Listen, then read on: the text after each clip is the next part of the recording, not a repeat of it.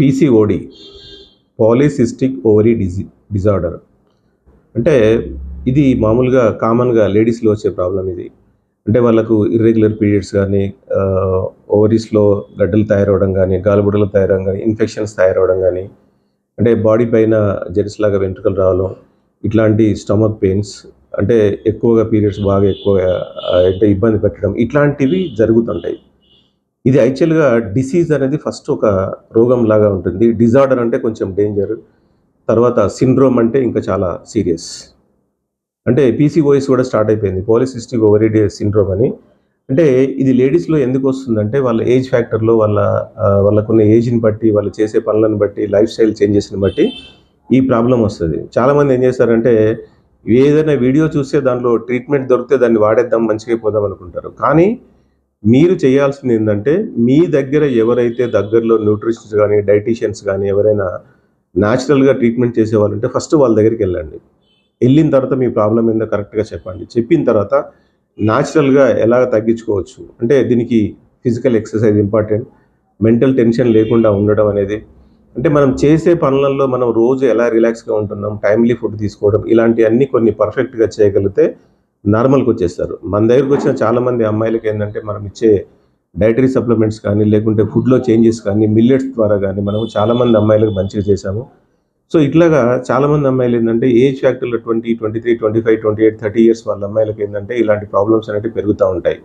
అంటే మన body metabolism change అయిపోతూ ఉంటుంది. అంటే ఎప్పుడైతే హార్మోనల్ ఇంబ్యాలెన్స్ అవుతాయో ఈ హార్మోనల్ ఇంబ్యాలెన్స్ వల్ల రకరకాల కొత్త కొత్త ప్రాబ్లమ్స్ అనేవి పుట్టుకొస్తూ ఉంటాయి.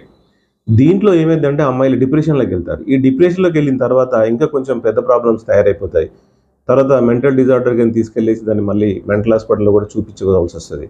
దానికి సంబంధించి మనం మెడిసిన్స్ కూడా యూజ్ చేయాల్సి వస్తుంది. ఇట్లాంటివి అన్నీ లేకుండా వాళ్ళు జనరల్గా హెల్తీగా ఉండాలి అంటే ప్రతిరోజు చేయాల్సింది మంచి ఫుడ్ తీసుకోవడము, అంటే మిల్లెట్స్ లాంటి ఫుడ్ తీసుకోవడము, మంచి ఆయిల్స్ చేంజ్ చేసుకోవడము. అంటే ఆయిల్స్ అంటే మనం వంట నూనెలు ఉంటాయి కదా, పల్లి నూనె కానీ, నువ్వుల నూనె కానీ, కొబ్బరి నూనె కానీ, ఇట్లాంటి వాటితో వంటలు చేసుకోవడము, మనం ఏదైతే ఫుడ్ తీసుకుంటామో ఫుడ్ అనేది జాగ్రత్తగా తీసుకోవడము.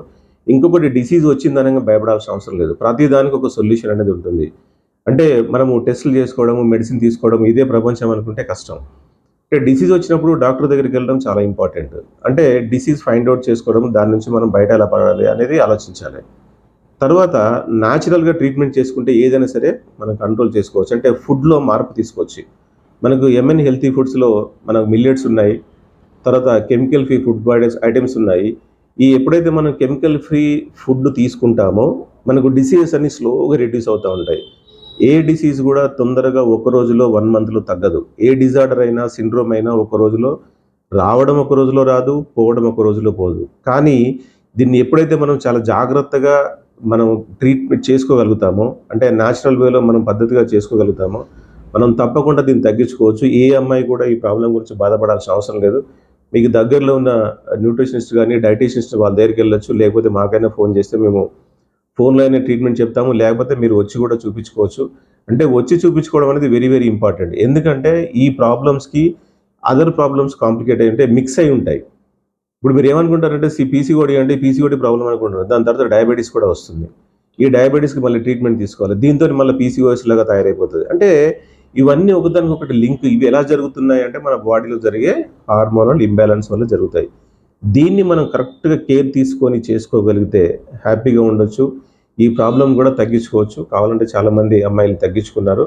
మీకు కూడా ఎవరికైనా ఎక్కడైనా ఇబ్బంది ఉంటే మీరు ఫోన్ చేయొచ్చు, మాట్లాడవచ్చు. మేము దాన్ని కంట్రోల్ చేయడానికి మనము ఈ ఫుడ్ ఐటమ్స్ ఏదైతే ఉన్నాయో, మిల్లెట్స్ ఏదైతే ఉన్నాయో వాటిని ఎలా తినాలి ఏంటి అనేది సజెస్ట్ చేస్తాము.